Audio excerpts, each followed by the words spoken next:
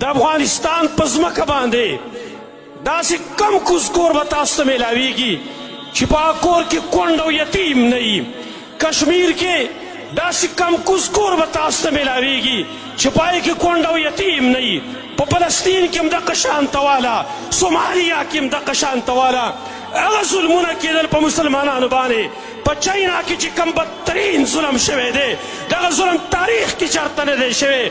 دغه چغې الله اورېدلي دي او چا پې غوږ هم نه کراوه. اسلامي مملکتونو هم ځان له انګاره کړی و. په نتیجه کې کیدای شي الله رب العالمین په دې ټولو خلکو باندې داسې عذاب راوستو څوک نن د هغې مقابلې ته بلکل تیار نه دی او کولی هم نه شي. نن الله خپل قوت ښکاره کړه خلکو ته. دا نمونې هم راته وښودله چې په قیامت کې کوم اواز کیدلی شي.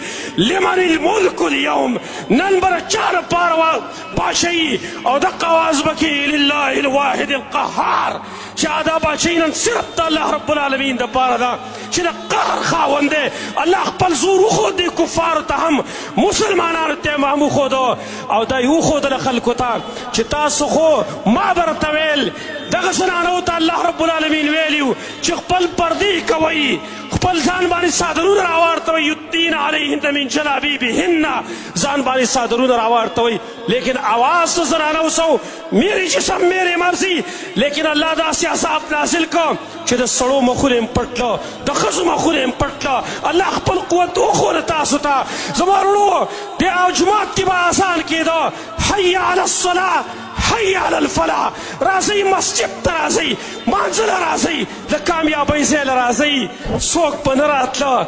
نن مسلمان به دا غواړي زه مسجد ته لاړ شم، لیکن نن قریب د مسجد ته به تاسو بندېږئ. مخکې تاسو نه راتلی، اوس به تاسو راځئ او نه به شئ راتللی. زما وروڼو دا ټول زموږ د ګناهونو نتیجه وه. زما وروڼو زما اصل مقصود هم دا دی، عذاب د الله رب العالمین د طرف نه راغلی دی. لیکن د دې عذاب تدارک چې کېدلی شي مخکې تېره جمعه کې موږ بعضې اسباب د هغې بیان کړه. لیکن یو غټ اهم سبب چې کوم دی هغه د دې دپاره استغفار او توبې الله ته ایستل دي. خو لیکن کم چې د ګناهونو مراکز دي هغه ګناهونو مراکزو باندې پابندي لګول هغه پکار دی. حافظ ابن کثیر خپل تاریخ کې البدایه والنهایه کې د 478 هجري د هغې د طاعون او د هغې د وبایي مرض د هغې خبره ذکر کړې. شام، عراق، حجاز کې کله طاعون بیماري راغله نو په هغه وخت کې ډېر زیات مرګونه وشول او د هغه مرګونو نه وروسته بیا یو تیزه هوا راغله، یو طوفان راغی چې د هغې نه وروسته دا ونې د یخ نه ویستلی شوي، د مرګونو تعداد ډېر زیات سیوا شو. لیکن دغه وخت بادشاه المقتدي بالله هغه کار دا وکړو چې په ټول ملک کې اعلان وکړو چې په کوم ځای کې ډمخانې دي هغه بندې، آلات د ډنګ ټکور بند، کومه زنانه بهر ته راووتله بې پردګۍ کې نو ګوره هغې به سزا سختوي او دا شرابخانې بندې کړې. چې کله یې هغه بندې کړې نو څو ورځې بعد الله رب العالمین هغه عذاب اوچت کو. موږ نن حکومت ته هم دا درخواست کوو څو پورې چې د ګناهونو مراکز نه بند شوي، قسما بالله که دا وبا چوته شي زموږ درخواست دا دی حکومت ته چې تاسو مراکز بند کړئ، د ګناهونو پابندي ولګوئ په هغې باندې، دمخانې هغه بندې کوي.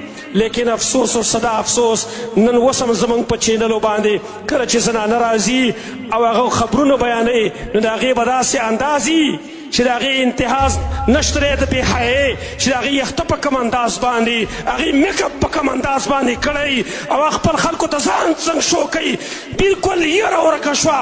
او دا خو بني اسرائیلو باره کې الله ویلي ثم قست قلوبکم من بعد ذلک فهی کالحجاره، ستاسو زړه سخت شول پس د دې نه، دا خو د ګټې په شانته شول. نن زموږ هم زړونه سخت شوي دي. نن مسلمان توجه نه کوي الله ته رجوع نه کوي. زما وروڼو آفت یا سماوي راغلی دی، هغه ذات ته به رجوع کوم چې کوم ذات پر اسمانونو کې دی. مخکې دور کې د عباسیو په دور کې یو وبا هم راغلی وه، دا هم حافظ ابن کثیر ذکر کړي. وبا راغلی وه، دغې وخت بادشاه چې کوم و اصل ډېر زیات پریشانی پیدا شوه، غلې راویستلې، راشنونه راویستل، قات جوړ شو. لکه اوس هم د قات سالۍ طرف ته د حالات داسې جوړ دي. الله رب العالمین دې موږ له امان راکړي د هغې نه. قات سالۍ طرف ته حالات روان وو، په هغه ټیم کې غلې راویستلې. دغه بادشاه چې کوم استاذ و، یو عظیم شخصیت و، هغې راووښتو ویل ما ته څه ویل دې باب کې ویل زه خو ډېر پریشان یم، د دې لپاره څه کول پکار دي هغه ورته ویل ویل صاحب یو واقع کې راځي یو قصې او تاسې فرضي بیان کړه چې په ځنګل کې شادوګانو هغې له چا دعوت کړی چې په سفر باندې تله د هغې سره یو بچی ورسره و نو هغه شادو ویل چې ما سره بچی را سره دی سفر وکړ دی دا زه نه شم وړلی دې سره زه څه وکړم نورو شادوګانو ورته ویل چې د ځنګل بادشاه زمري له دا ورکړه هغه به حفاظت کوي چې کله موږ بېرته واپس راکړو موږ ته به بیا راکړي بادشاه زنګل بادشاه زمري ته هغه بچی ورکړ شادو ویل تا واغله وسه موږ زوی په سفر باندې دې حفاظت پکې هغه ویل ټیک ده هغه حفاظت کوو د هغې نو هغه په شا باندې ګرځاو پر خپله شا باندې کېنولی او ګرځاو را ګرځاو به چا ورته څه ویلی نه شو په دې وخت کې د اسمان یو غټ باز راښکته شو د شادو ما وړوکی بچی هغې اوچت کړه زمري څه ډېرې لتې وټکولې خو لیکن هغه عاجز و د دې نه کله چې بیرته شادوګان رال